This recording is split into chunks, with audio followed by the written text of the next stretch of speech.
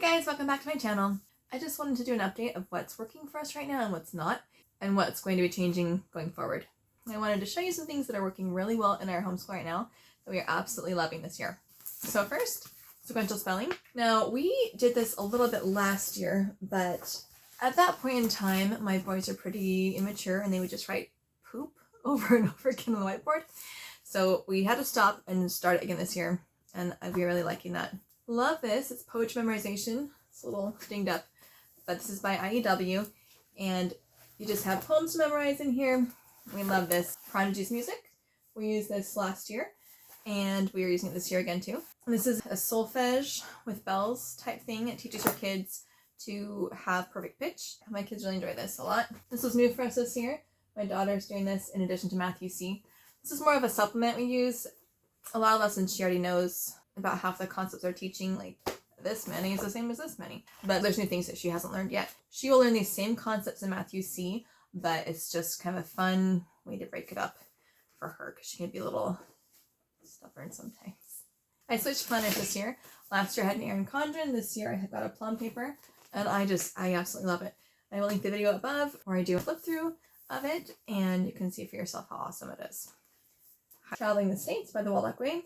It's really well done. I do supplement quite heavily, not because there's anything wrong with this program, it's just because I want more depth for each state, so it does take us longer to get through, but we are really enjoying what we're doing. I'll probably be putting that together as a curriculum in a few years, so if you want to go more in depth on states, keep a lookout for that, but like I said, probably a few more years. To go along with that, I found the scratch-off map on Amazon.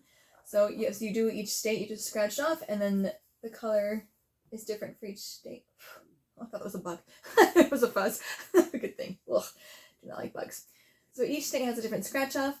Now we've only done 2 states so far, but that's because, like I said, I supplemented heavily with it and got as much outside reading as possible and listed videos and things like that.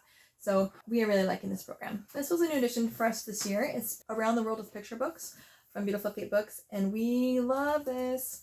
It is so much fun. I'm taking way longer than it was designed for. Like I said, I love to supplement and add extra things. You use this book with it. It's a giant map book. And then each country has little pictures all around and in it of things you'd find in that country. So we like to take a few days to just, each kid chooses 1 or 2 things, and then we just look it up on YouTube and find out more about it. It's been really fun. And this amazing map on Amazon. It's a scratch-off map. So each country is a different color. And there's also the flags on the side too, to scratch up as you do them.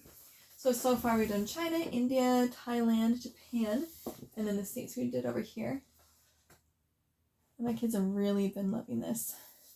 And bonus, this one came with a frame, so I will link everything below. I have a few of our favorite games from this year. I've always had a few games, but adding a bunch of games for school was new this year, and that's been going really well. So IC10 has been really fun. You have to make matches and say IC10 and get, obviously 10. Kids really like this a lot. Scramble States of America to help us learn the states. This has been a really fun game. And it's easy to play too. I was kind of concerned at first that maybe it would be too hard, but it wasn't at all. And a Math Tracks, a place value game. This has 3 levels of challenges, and my kids really like that one as well. Clumsy Thief. It's been really fun. You have to get pairs to get 100. For my 5-year-old, we just let her match the number. Kids also really like this laser logic game. It's really fun because, boys and lasers. So the only thing that we're struggling with this year so far is all about spelling. And I think the reason why is because the program says to start at the first level, even if you are a better speller, but there's just 3-letter words for a really long time. So I think I just need to skip my kids ahead. They do not enjoy doing it because it's so easy. So I think once I skip them ahead and then just do the flashcard rules to make up for what we missed, I think it will go a lot better. We are still enjoying Hoffman Academy. This year we added Simply Piano as well. And my kids are really liking that because it has popular songs and then they can just play along. So a lot of times they'll do their Hoffman Academy and then they go practice that one for 30-45 minutes, which is excellent. I really like to combine different programs that teach in different ways to learn each subject. It just makes more brain connections and helps them learn. We had ABC Mouse last year. We are continuing that as well for my daughter. I got Adventure Academy for my boys this year. They don't play it every day, but they do like it. It's kind of a cool setup. They do a video and then they get more points if they go back and do the video later, like the next day or in a row. So it's nice that it has their attention for them built into the games. Night Zookeeper has been awesome. We added that this year and my kids have really, really liked it. They're helping with the writing skills and different language arts skills, a little bit of spelling skills. They enjoy it a lot. Got reading eggs for my kids, Reading Express for my oldest one. The boys don't use it too often, but my daughter does it quite a bit, and her reading has improved substantially since using it. I was very impressed. So I will continue using that with her and my youngest and any other kids we have, because it works really, really well. So some things are changing for this next semester. In the mornings, each kid has their own box of stuff to do. And they have independent stuff and stuff they need help with. So they have Math UC, Mequon, depending on the spelling program. We have, like when we did spelling UC, that was in their boxes. Now we do a group spelling, so it's not. They have a geography workbook, handwriting, copy work, some kind of critical thinking, like a mind benders or something like that. They have language smarts book, which is like a language arts book from the critical thinking company, things like that. So they have a decent amount to do, plus piano practice, violin, and typing. So if everyone just does a good job, I can get through all that with all 3 kids in 2 hours.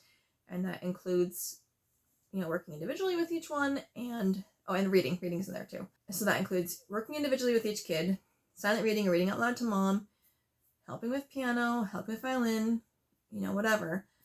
2 hours, usually. However, certain children have been dragging their feet quite a bit this year, and so it is taking more like 4 hours. I'd really rather it not take 4 hours to do a 2-hour job. So from now on, I'm going to have a cutoff, probably 9:30, maybe 10.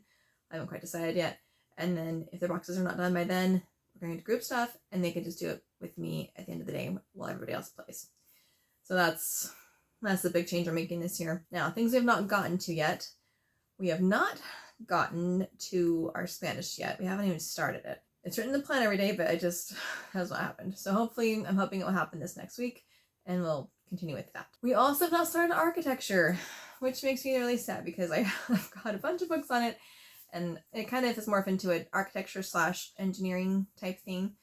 So I've got a book about canals and dams and bridges, and one just about architecture, and I wanted it to be, a big thing, and there's all sorts of build-it-yourself projects, and it's gonna be really fun, but we have not gotten to that either. So I'm hoping we can start that this semester. If not, we'll have to move it to the summer. So those are our updates for school. Let me know in the comments below what you are changing or keeping in your homeschool, and if you have any curriculum that you've been loving or hating this year. All right, I'll see you next time.